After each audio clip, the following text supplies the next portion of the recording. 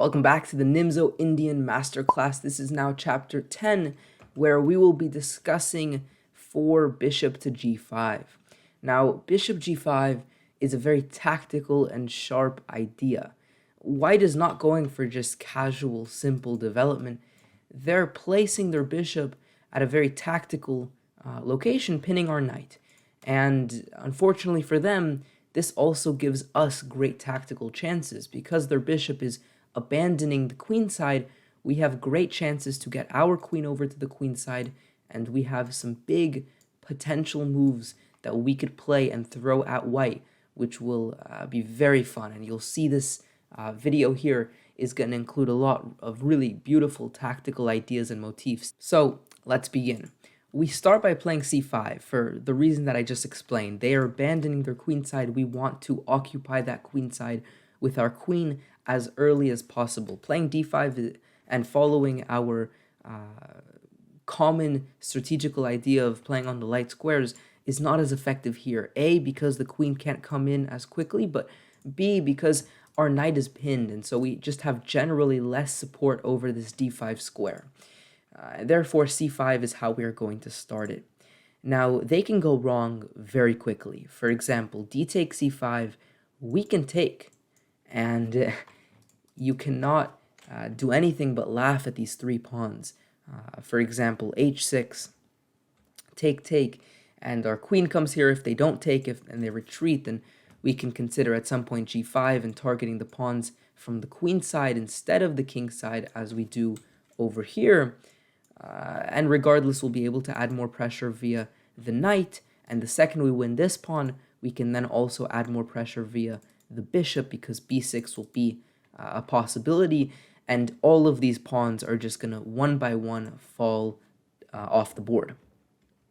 So instead of that, we should look at e3, which is again a slightly strange, dubious option they have, because they're leaving their bishop here undefended, and well, these tactics are very much in the air. And in fact, we do play queen a5 immediately, and just to illustrate, if they play a random developing move, bishop d3, suddenly we take and open up a ton of different attacks. They have to take here, but after we take back, there's still all of this pressure in the position. They take, we take, and we're very, very happy. Their king has to move because otherwise they lose their rook. Materially, we're good, but positionally, we're crushing them. After their king moves somewhere, our king is much more safe. Our queen is much more active. And, for example, this pawn could potentially hang. So going back, if they do play e3, they can try to make it work after queen a5 with a move like, let's say, bishop takes f6 earlier. But this also doesn't look good. Bishop takes, pawn takes, queen takes. And here, after the king moves, we simply recapture, and we get a very similar position to the one I just talked about. If anything, a better position, because this bishop isn't even developed. Instead, though, they can play the best option, which is knight g to e2, where they're over-defending this knight, trying to keep everything alive. And here, we have to be a little bit specific in the way we play. We're going to play knight e4. Now, this might seem like it's already game over. We're threatening to take here, and then take, and then take, and, cause total mayhem on the queen side. And at the same time, we're also doing a fork, attacking this bishop. As it turns out, if they play a random move, either save their bishop or save their knight, we're winning material, sure, but they have this sneaky move, queen to d3, and if we're too quickly rushing to take this, then they have h4, and our knight is unfortunately trapped here on the board. And so instead of this, what we are actually going to play is, after queen d3, we're going to play d5, keeping in the future the prospects of winning this bishop alive.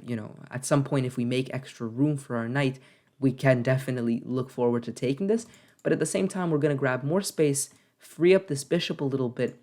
And for example, after something like bishop f4, trying to save the bishop, we can take, develop our knight, and we're very happy in this final position.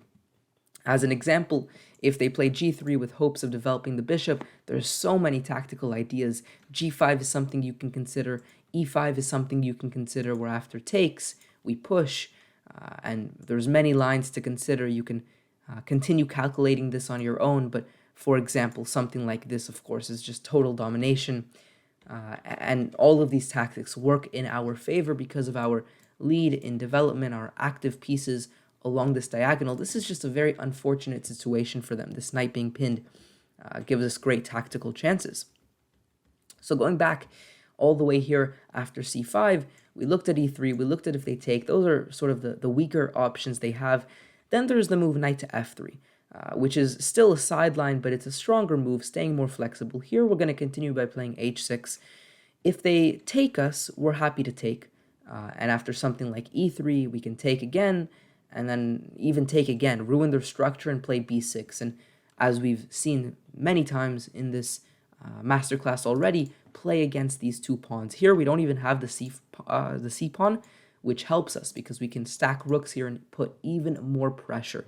And you can certainly imagine after something like bishop e2, castles, we play bishop b7, the rooks come over here, maybe even bishop a6 is definitely something to consider. At some point, playing d6 to further disencourage the move c5 is something that you can definitely consider as well. Currently, c5 is just not playable because of this, but at some point, maybe it is good and important to play d6. But we have clearly the initiative. So instead, they're going to play bishop h4, after which we play g5. They move back, and now we can play g4. And again, the tactics are very beautiful. Knight e5.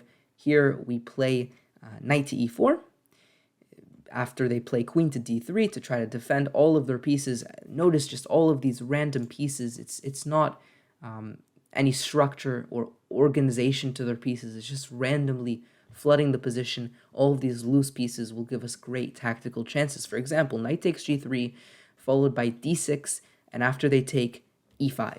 And now the knight is attacked, and after they save the knight, then this knight will be lost because of, again, the pin. Here, the bishop is truly shining in these bishop to g5 lines. And now we get to look at the main line, which is d5 after c5, transitioning into a Benoni type of structure. We play d6 here, as you would in the Benoni, and white can already go wrong. Here, because the bishop is outside of the structure, which is atypical, they don't have as much control in the center, so they might try this ambitious move e4, which otherwise could work, but here it just doesn't work well. We can take, truly removing this pawn, leaving it undefended, and then go h6. With the idea being, of course, if they move back, we're winning the pawn, which means that they're forced to take, but now they don't even have the bishop advantage, so these weaknesses on the pawns are just uncompensated at all. This pawn is already attacked. Our knight can through a number of different channels attack this pawn, and same with this bishop here. It can also try to add to the attack. Notice from here the knight can also in some cases continue maybe with the aid of the bishop and attack this pawn. There's many ways to go about attacking these pawns, but one thing's for sure, these pawns are going to stay weak for the future of this game. There's no way that they can get out of the weaknesses of these pawns, irrespective of whether the queens come off, the rooks come off, whatever happens, those pawns are weak and something we can look to take. So e3, they have to settle for a much less ambitious move, forfeiting some space and control over the center. We're going to continue by taking here, and after they take, knight b to d7, natural developments. Now, they can try to pin this knight, trying to still play ambitiously, but after h6 and the bishop moves back, we can now take and go queen to a5.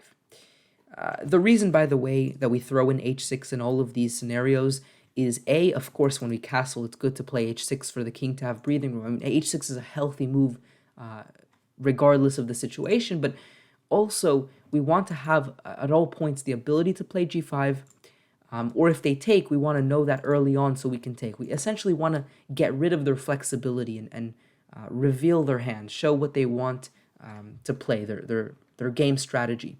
Here they would have to take to get rid of the pin, or the fork rather, and then defend the pawn, but it's already quite tough. We can castle, and after they do something like castles, rook e8, we're very happy. These pawns are still weak. The bishop has a massive future here, a totally uncontested future on these light squares. And this knight can jump around this entire board and get to a number of places. So if they just castle, we're fine. They can try this move bishop e7 at some point, but we can sacrifice this pawn very comfortably because they lose some time. And if they try to castle here now, we play bishop g4. And their knight's attacked, and their knight is the only defender of this pawn. So after something like bishop to g3, trying to get out of this inevitable attack, we can take, and take even on d5. And then this pawn is still very, very weak. And we are very, very happy. So going back over here, after this position, instead of playing bishop to b5, they're going to try something like bishop d3. And their idea, of course, is to just place the bishop on a good diagonal where it's controlling some space. We're going to play a very consistent strategy to what you've seen, queen a5. And after they defend with the knight, now we can already take, right? The tactics begin to flow. Now here, after they castle, we can play something like takes. And by the way, it's hard to get out of this, right? Because if they play e4 to defend this pawn, well, then suddenly this falls. And if they take this knight, well, we got another knight. So it's hard to get out of this. Surprisingly, already in the opening on move 8 or 9, they're just losing a pawn. And it's as simple as that. So knight g2, we take, and then we can take here, and there's already some more tactics. For example, c4, where if they take, there's a fork over here. So they have to retreat to passivity. Now we castle. After something like bishop h4, we can take, and I mean, the rook attacking us doesn't harm us. We're very happy in these sort of positions where we're winning a lot of material, and these pawns on the queen side are gonna decide the game. And if they try instead to reactivate their knight, sort of giving away this pawn, but trying to get more pieces over here and trying to form an attack, this is something they might try. You have to play very, very concretely, but if you do, we're better. So you play f5. We block this attack. After bishop e7, rook to f7, attacking the bishop, they take. Here we're going to play knight to e5. And again, this is something you need to know. And now the knight is attacked, so we're threatening in many cases to take here, and then this becomes weak. But another secret idea we have is after something like bishop takes d6, knight, first we trade, of course, trying to get rid of their powerful knight, but now we give this check. And this is a really sexy idea because after they take, we're essentially forcing their hands. We're forcing them to trade this knight for this bishop and enter an endgame of some sort, throwing in this check to activate the knight further, of course, while we can, also weakening their king. And in view of the endgame that's coming, that's a very smart idea. And now these pawns are just uncontested, and they're just going to run up the board. Our knight is better than their bishop because it's cutting off the king and it's supporting the promotion square. Our rook is very active and very flexible. Our other rook as well. And of course, our pawn majority on the queen side, their pawn majority on the king side pales in comparison to ours on the queen side. So we have a very fun time here converting this position. And that is basically all of the lines, all of the variations that you need to know against bishop to g5. So hopefully you enjoyed this video. Subscribe if you're new around here and want more content just like this. And I'll see you guys next time. Peace out.